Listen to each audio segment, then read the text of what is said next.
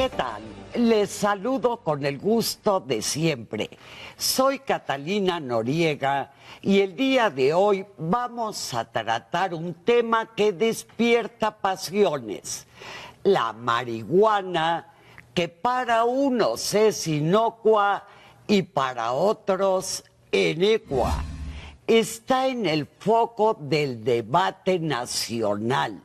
Se discute su legalización y aunque se aprobó su uso medicinal, se condicionó el de entretenimiento.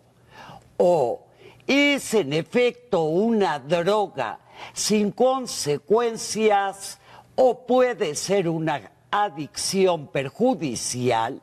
Habrá que escuchar a nuestros invitados. Efectivamente, Catalina, tenemos en el estudio a dos auténticos especialistas en la materia. Soy Pilar Ferreira y damos la bienvenida al maestro Eduardo Hernández, socio director adscrito al área de investigación y desarrollo de la Clínica del Tabaco, que es una organización sin fines de lucro dedicada al tratamiento del tabaquismo, el alcohol y otras sustancias. Colabora con distintas organizaciones para informar sobre adicciones y conductas de riesgo, así como la forma de prevenirlas y tratarlas. Con nosotros está también el político y licenciado en Filosofía Fernando Belaunzarán.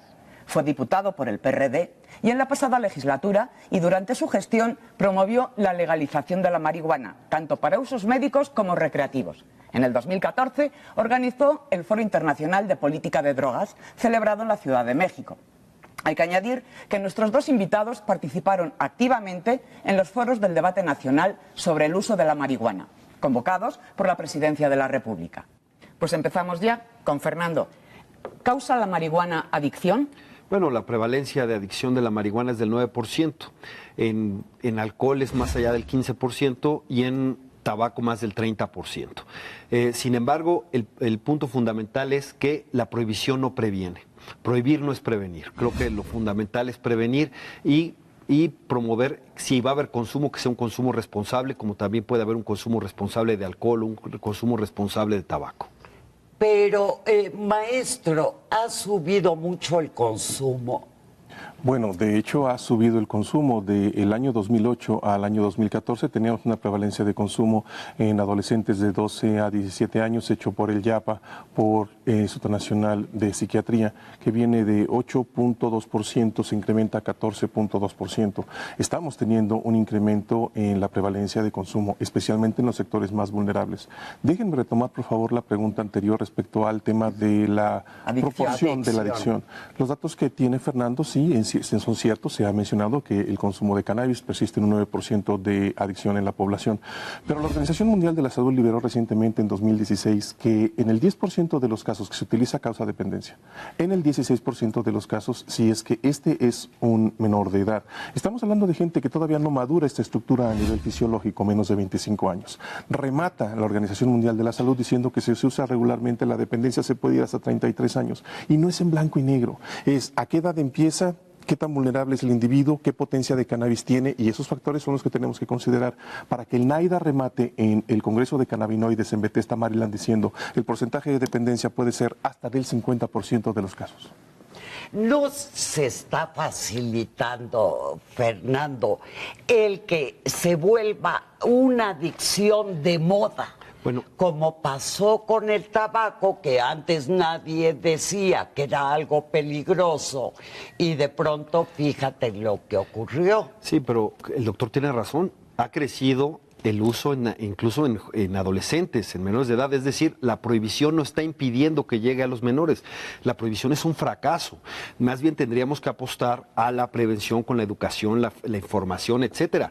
Lo que es evidente es que además los jóvenes corren más riesgo precisamente por la prohibición, corren el riesgo primero de tener contacto con una delincuencia que puede ser muy violenta, segundo, tienen el riesgo de ser extorsionados o reprimidos o acabar en la cárcel, tercero, el tener contacto o consumir sustancias más tóxicas. En el caso de la marihuana pueden ser los pesticidas. Y cuatro, pues comparten el mismo mercado con drogas más duras, porque el dealer no solo vende marihuana, vende drogas más duras y quiere vender todo lo que tiene en el menú. Entonces, una forma de cuidar a nuestros jóvenes es regulando la marihuana para que no tengan que tener contacto con drogas más duras, con sustancias más tóxicas, con el riesgo de represión. ¿Qué experiencias hay en otros países que ya la han legalizado desde hace años? Después de la legalización, ¿el consumo aumentó? ¿Se mantuvo? ¿Cuál es la situación? Se estableció. Lo que pasa es que cuando hay mercado negro todo es estimación. No tenemos cifras reales hasta que no es abierto. Pero ya una vez que se ha abierto, lo que se ha mostrado es que se ha estabilizado. Es falso. Regular no es promover el consumo, es poner reglas donde no las hay, o peor aún, donde lo único que pone las reglas es el crimen organizado con el único fin de lucro. No crean que la prohibición ha sido eterna. No es que Moisés haya bajado del monte Sinaí con las tablas de la ley diciendo no consumirás marihuana. No, tiene un siglo tiene la prohibición internacional. ¿Cómo estábamos antes de ese siglo? No hay un solo historiador que pueda decir que ahora estamos mejor que antes. La guerra contra las drogas va a tener un capítulo central en la historia universal de la infamia. Ha muerto muchísima gente, ha generado un tremendo dolor por esta batalla moral contra el placer, porque nadie vive sin drogas. Es una falacia que alguien diga que vive sin drogas. Nadie, maestro. Todos tenemos adicciones. Bueno, es un hecho que la humanidad ha tenido adicciones desde que la humanidad es humanidad. Encontramos que se fermentaban los frutos y de pronto empezaron a intoxicarse. Pero incluso con la prohibición del alcohol es un tema bien interesante. Antes de la prohibición del alcohol en Estados Unidos, la gente consumía alcohol de manera regular, un alcohol de baja gradación. Sidra, cerveza, vino. Y el alcohol, como el problema de salud pública que tenemos actualmente, no se destapa sino hasta que se empiezan a manejar fermentados, como el whisky, como el ron, el brandy, que tienen 40, 38 grados la USAC de alcohol. Entonces, ahora en lugar de estar tomando un alcohol de baja gradación de forma regular, están tomando un alcohol mucho más potente. Algo similar está pasando con el cannabis, porque teníamos una prevalencia de 2, 4% en los 60s, en los 70s, y ahora el cannabis que estamos viendo tiene 29.5, 30.5 cantidades mayores. La prensa de hoja de cannabis, donde está toda la parte de la resina, ahí podemos encontrar hasta condensados del 50% de tetrahidrocannabinol. Es muy alto. Y este aceite que se hace a partir del cannabis y de la prensa del hashish puede llegar hasta 90%. Ahí es relevante tener en consideración que hoy en el Instituto Fray Bernardino de Albánez tenemos 2 pabellones llenos de adolescentes que, experimentando con cannabis y consumiendo alcohol, han desarrollado brotes psicóticos. Y esto es relevante, porque debe de conocerse. Eso es lo que quería poner ahora sobre el tapete. Estamos hablando de drogas y de prohibirlas o legalizarlas y demás. ¿Por qué? La marihuana es dañina. ¿Qué efectos nocivos causa? El más importante es que el tetrahidrocannabinol degrada la corteza prefrontal. Esta estructura es la que tiene la riqueza más grande de neuronas en nuestro organismo. Aquí es donde está la capacidad cognitiva más importante. Definir juicios. A ver, Fernando, creo que no estamos de acuerdo. No, es que hay dos cosas. Primero, no todo usuario de drogas es dependiente o es adicto. Solo el 10%. Solo el 10% se dice, ¿no? Las Naciones Unidas dice que son problemáticos. ¿Qué pasa con el otro 90%? Pues son funcionales, tienen su familia, etcétera. Algo nos enteramos que llegan a ser presidentes de los Estados Unidos. Recuerdan a Clinton, que decía fumé pero no aspiré. Ajá. George Bush, que decía que lo más suave que se metía era marihuana y luego vino el Espíritu Santo y lo redimió. Barack Obama, que decía, lo escribió para que no lo fueran a balconear, y luego dijo, pues yo le diría a mis hijas que no es buena idea que consumieran marihuana, pero si lo hacen no es más peligroso que consumir alcohol o tabaco. O vemos a Carl Sagan, el gran difusor de la ciencia, o a Steve Jobs, que creó Apple, o Michael Phelps, la gloria olímpica de todos los tiempos. Si alguien me dice que Michael Phelps no consiguió sus medallas de oro por la marihuana, tiene razón, pero la marihuana no lo impidió al lograrlo. Igual con Steve Jobs, o Paul McCartney no escribió Yesterday gracias a la marihuana, pero la marihuana no impidió que lo hiciera. Es decir, hay que poner las cosas en su justa dimensión. Tú dices, ¿causa daño? Pues no es inocua, evidentemente no es inocua, pero ¿qué es inocuo en esta vida? Uno sale aquí en esta ciudad y con lo que huele de contaminación es muy peligroso. El azúcar es peligrosa. Y el azúcar, claro que altera el comportamiento. Dale azúcar a un niño y vas a ver que no lo detienes, etcétera, ¿no? Es más, yo le decía a Manuel Mondragón del CONADIC, le dije, nada más te quiero pedir una cosa, no vayas a prohibir una práctica que puede ser muy insalubre porque hay un intercambio de virus y bacterias terribles. No vayas a prohibir los besos, por favor, ¿no? Es decir, vivir mata. Eso es siempre hay un riesgo. Mira, no estamos en una bola de cristal. El chiste es que cada quien asuma sus riesgos, pero con conciencia, con información, con educación. Mejor la prevención que la represión. La represión ha sido un fracaso. ¿Por qué? Porque la prevención prohibicionista se basa en el miedo. Lo dicen, es que tienes que tener muy alta la percepción de riesgo, que en cristiano significa miedo. Entonces venden el miedo. El miedo es un recurso pues oscurantista, ¿no? ¿Te acuerdas el centro el centro del argumento oscurantista, que era, es mejor no conocer porque el conocimiento hace perder el temor a Dios? Entonces, es mejor no conocer a la marihuana, hay que tenerle miedo. Y ahora la planta maldita ya se reconoce, en México el Estado ya reconoce que tiene propiedades y beneficios medicinales y terapéuticos. Pero, y hay que aprovecharlos. Maestro, yo creo que quienes están a favor de esta legalización lo están vendiendo como un paraíso. Porque... Tenemos que ser bastante finos al hilar en este tapete. Porque yo coincido con Fernando en varias cosas, hemos estado juntos en muchos foros. La prevención es fundamental. Para que podamos tomar la decisión si voy o no a consumirme estos 5 gramos, necesito saber qué es lo que le va a hacer a mi cuerpo. Pero necesito saberlo antes de que yo los consuma. Porque si no, entonces sucede una de las fallas fundamentales de la Suprema Corte de Justicia que dice el libre desarrollo de la personalidad, pero la personalidad se ve secuestrada por el consumo de estupefacientes psicoactivos que modifican la forma en la que el cerebro opera. Y a entonces, ver, si me tomo esos 5 gramos, ¿sí voy a estar trastornada? En el 10%, por supuesto que te vas a trastornar. La parte que me preocupa es que desarrolles dependencia. Porque si físicamente eres compatible con el tetrahidrocannabinol, el hecho de que distorsiones el tiempo y el espacio pudiera ser irrelevante.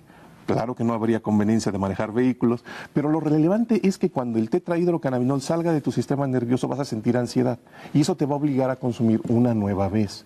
Ahí tenemos una relevancia importante. A ver, maestro, yo tengo entendido que precisamente de marihuana nadie se ha muerto de sobredosis. Tampoco de tabaco se ha muerto nadie en el mundo. Pero de alcohol sí, por ejemplo, pero de alcohol sí, y el alcohol es legal. Y que la marihuana tampoco causa síndrome de abstinencia, sí,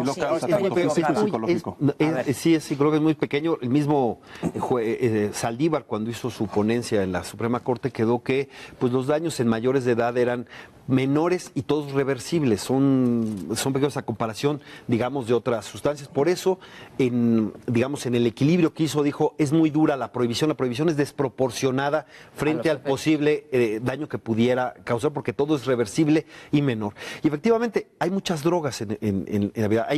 ¿Qué es una droga? Es toda sustancia que altera tu sistema nervioso, sea que lo excite, sea que lo deprima. De esas hay muchísimas, legales y ilegales. Hay drogas más duras que se venden en las farmacias, algunas sin receta que algunas de las prohibidas. No creas que hubo un panel médico, un cónclave de doctores para decidir cuáles eran las drogas duras y las drogas prohibidas y cuáles las permitidas. De alguna manera hubo mucho capricho, había mucho racismo contra los negros y los mexicanos. Digo negros mexicanos porque así los llamaba Asingler, que fue el cruzado de Estados Unidos que impuso esto, así lo decía que si fumaban marihuana iban a querer conquistar a las mujeres blancas. Así decía, con ese racismo, así se experimentó, lo veían como un asunto de invasión mexicana, casi en muchas películas, aunque había algunos intereses económicos. Por ejemplo, la marihuana es muy buena para hacer telas y para hacer papel, y había intereses, por ejemplo, DuPont, que estaba en el nylon, que veía el cannabis como competidor, y también el papel, pues Hearst, se acordarán ustedes que el del Ciudadano Kane fue de los promotores de la prohibición de la marihuana porque veía al cáñamo como competidor del Fernando, papel. Tenemos que ir a una pequeña pausa. Regresamos. Sí, claro.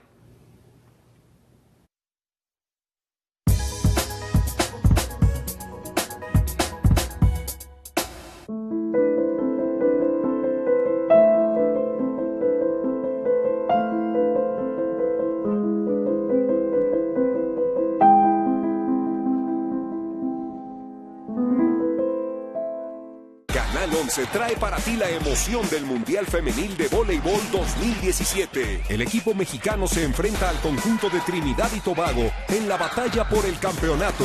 Mundial Femenil de Voleibol 2017. México contra Trinidad y Tobago. Sábado, 22:30 horas. El mundo está cambiando a grandes pasos.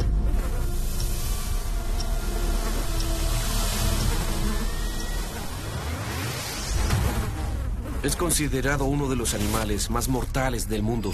Estamos preocupados por el virus del dengue y chikungunya.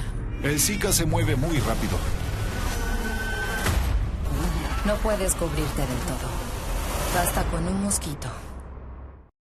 Magali Baucel te llevará a recorrer los lugares más fascinantes de México. Detrás de un clip. México a través de la lente. Miércoles, 20:30 horas. Es temporada de lluvias y ciclones. Prepárate. Si vives en alguna zona de riesgo, como una ladera o barranca, al pie de un cerro, en la orilla de un río o lago, mantente alerta. Permanece atento a las indicaciones de Protección Civil en radio y televisión. Si la autoridad te solicita evacuar, hazlo de inmediato. En caso de emergencia, llama al 911. Cuerpos de auxilio, Marina, Policía Federal, Ejército y personal de Protección Civil, estamos en alerta. Secretaría de Gobernación, Gobierno de la República.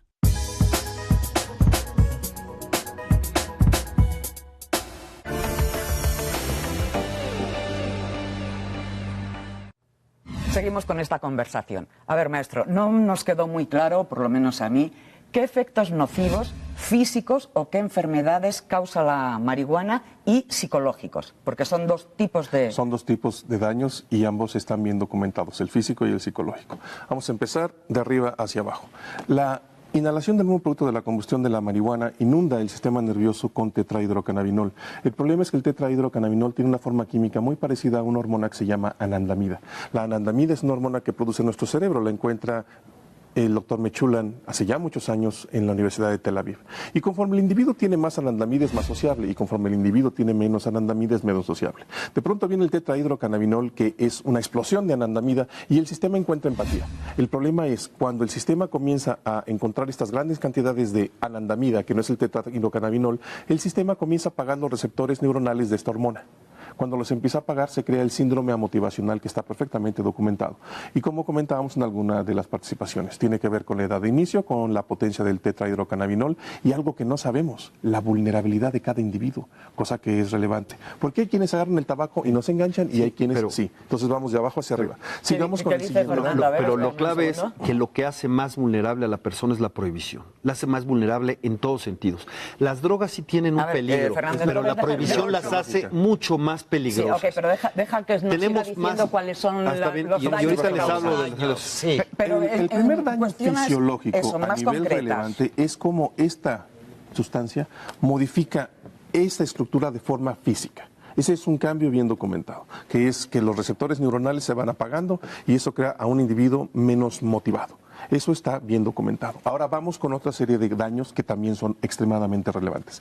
La combustión de cualquier materia orgánica, marihuana, tabaco, una planta de eneldo, la madera, el carbón, dispersa monóxido de carbono. El monóxido de carbono es 250 veces más afín en nuestra sangre que el oxígeno. El monóxido de carbono hace la sangre pegajosa y espesa, hace que las paredes arteriales se hagan pegajosas y esto hace que se generen depósitos de placa y estas placas pueden generar daños importantes. Si una de estas placas se rompe y una arteria se tapa, tenemos un infarto.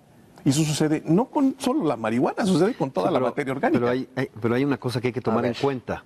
El fumador de tabaco fuma muchísimo más cigarros que el fumador de marihuana. Porque ese es, o sea, la cantidad... La marihuana no solo es pero además, sí, pero además hay otra cosa. Puede evitarse la combustión si se usan vaporizadores, si se usan cigarros eléctricos. Eso se llama políticas de reducción del daño.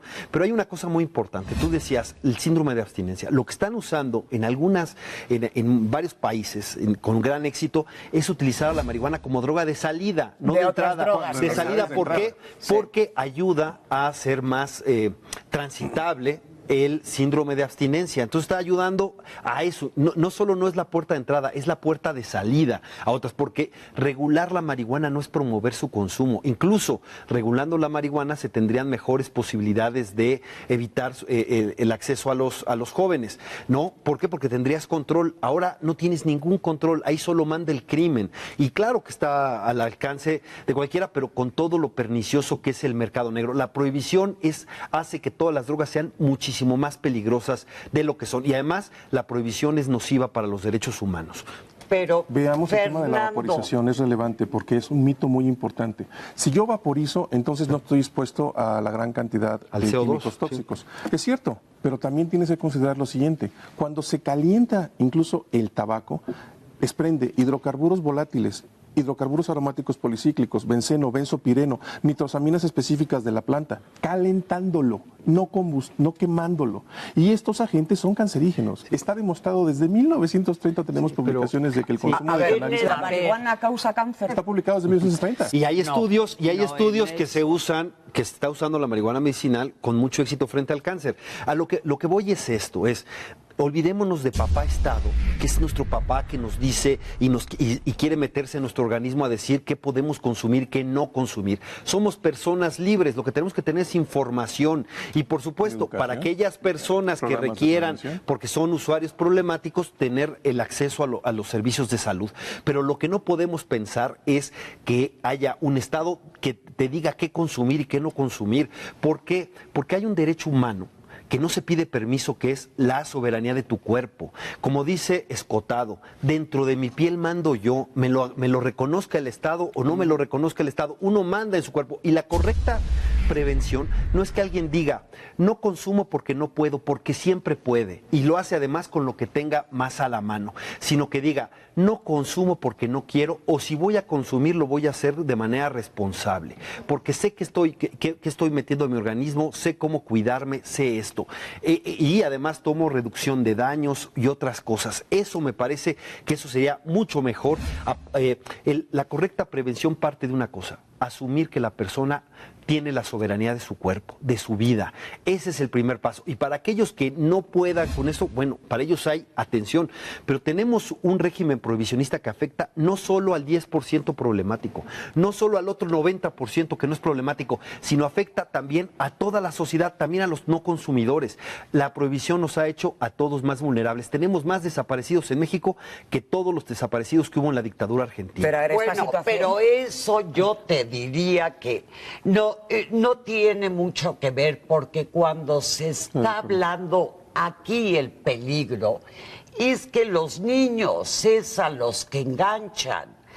Ustedes dicen la prohibición que ya no se vendería. Es decir, que ya cada cual, ¿cómo manejarían eso, Fernando? Bueno, no, es obvio que solamente tendrían acceso a los mayores de edad.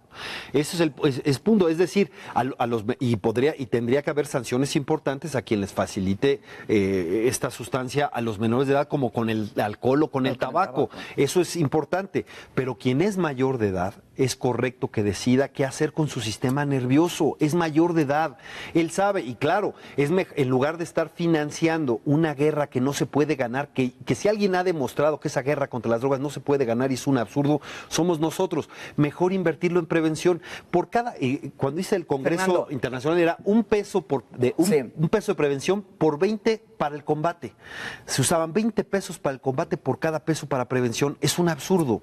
Un momento. En esta tesis de que, y la comparto, de que en mi cuerpo mando yo, y que es un derecho individual saber lo que me meto dentro o lo que no me meto, estaríamos entrando al siguiente paso que en México todavía no se ha dado y en la mayoría de los países. ¿Por qué no regular el uso recreativo o permitir el uso recreativo de la marihuana? Para poder regular el uso de cualquier producto psicoactivo, primero tenemos que educar.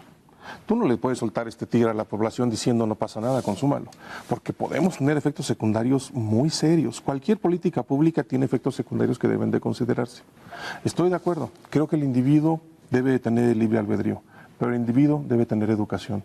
Y desafortunadamente el sistema de educación mexicano tiene deficiencias importantes, que no hemos podido presentar en educación para la salud en muchos temas. No solamente con el consumo de cannabis, el abuso del alcohol, hablábamos del tabaco y la letanía de embarazo adolescente, de abuso escolar, de obesidad infantil. Es evidente que necesitamos atacar ese nicho. Y ahí necesitamos especialistas que puedan llegar con los muchachos para hacerles ver cuáles son los posibles efectos secundarios de las decisiones que tomen. Cuando ellos tengan esa información de parte de especialistas, gente que tenga la competencia, que se dedique al tratamiento de adicciones, entonces ellos van a poder decidir, ¿lo hago o no lo hago? Mira, yo creo que lo que México no está preparado es para seguir como está. Decía Einstein que la definición de un loco es que espera tener distintos resultados y hace lo mismo. Y la verdad es que la guerra contra las drogas es un fracaso de pe a pa. Tiene un récord perfecto. Todos los objetivos que se plantea consigue exactamente todo lo contrario. Es más, algo que podemos coincidir el doctor y yo, es que algo que favorece el abuso de drogas legales e ilegales es la desintegración familiar, el daño al tejido social, el dolor familiar, el dolor intenso, la terrible existencia que te puede producir dolores traumáticos. Pues yo pregunto, ¿qué daño nos ha generado como sociedad 200,000 muertos en 10 años, 30,000 desaparecidos, decenas de miles de presos, más de 1,5 millones de desplazados por la violencia? Cada muerto, cada desaparecido, cada desplazado, cada preso es una tragedia familiar. Entonces están consiguiendo exactamente lo contrario a lo que se busca. Sí, prevengamos, demos información, no le apostemos al miedo para esto, sino a la información científica. Fernando, pero eso no solamente es situación de México, perdón. Es cierto. Igual el número de muertes pero en todos los países... Pero ¿sabes qué es lo que va a pasar? En enero de 2018, ya en unos pocos meses, sí, California entrará en vigor en California la marihuana para uso personal, ya también en la venta al menudeo. ¿Qué efectos va a tener para México? Dos inmediatos. Uno, una disminución de la demanda de marihuana mexicana en Estados Unidos. ¿Y qué va a pasar con toda esa marihuana que se iba para allá? Se va a quedar en México haciéndolo más accesible, más barato, pero con todo lo pernicioso del mercado negro. Y segundo, si la historia comenzó con el tráfico ilegal de marihuana de México a Estados Unidos, ahora viene en sentido contrario. Ya hay marihuana norteamericana en México y cuando esté en la frontera y de uso personal, ¿qué te digo? Si la frontera es porosa de aquí para allá, de allá para acá son hoyos negros. Esto está cambiando. Imagínate lo que va a pasar. Nuestros principales socios comerciales. En junio del próximo año, Canadá tendrá regulado todo el país para uso personal. Y entonces vamos a ser los únicos del TLC, donde tenemos el 90% de nuestras transacciones comerciales, el único que no va a tener esto regulado. Cuando se firmó el tratado éramos los productores. Entonces, mientras en Estados Unidos y en Canadá se hace una industria que genera recursos, que da impuestos para construir escuelas, para construir hospitales, para atender a los homeless, como es lo que está pasando, por ejemplo, en Colorado, etcétera. Mientras ellos tienen los beneficios, aquí nos quedamos con los muertos. Ellos el negocio, nosotros la masacre. Pilar, desafortunadamente se acaba el tiempo. Así que maestro, conclusiones. Sí. Lo más importante en este tema es que la información correcta esté en los tomadores de decisiones. Y en este momento, a mí lo que más me interesa es salvaguardar a niños y adolescentes. El adulto podrá tomar su decisión, pero el grave riesgo que tenemos hoy en la sociedad mexicana con los cambios que se han estado generando, que déjenme decirles una cosa, todo lo que modificaron de Ley General de Salud no era necesario, porque ya teníamos todo eso disponible con lo que estaba escrito, porque si no fuera así, entonces ¿cómo podíamos hacer investigación de Papaver somniferum, que es de donde sacamos la morfina para paliar el dolor? Bajo ese marco de referencia teníamos la legislación correcta. Ahora estamos corriendo un riesgo en estas modificaciones y el riesgo es, como ya vimos este crecimiento de consumo en los muchachos y lo vemos en práctica clínica, ellos deben de tener la plena conciencia de que por supuesto que van a tomar su decisión, pero para que puedan tomar esa decisión necesitan saber qué pasa si experimentan a edades de inicio, qué pasa con cantidades de tetrahidrocannabinol altas, qué pasa si experimentan con tabaco y alcohol con cannabis, qué pasa cuando el sistema nervioso central aún es vulnerable. Ahora sí, en Canadá, en Estados Unidos, en muchos otros países, ¿tienen la educación suficiente para poder tomar esa decisión? Ok, adelante, de forma madura y cuando son adultos. Sí, pero... Fernando, perdón, conclusiones. Simplemente decir, para lo que no estamos preparados para seguir con esta guerra. Tenemos que terminarla. Se intenta ser masoquista para querer que se mantenga esto. Avancemos en la prevención, en la reducción de daños, en la atención a usuarios problemáticos y en la regulación de drogas. ¿Para qué? Para poner reglas donde hoy no las hay. Pues en temas tan candentes es difícil superar la división de opiniones.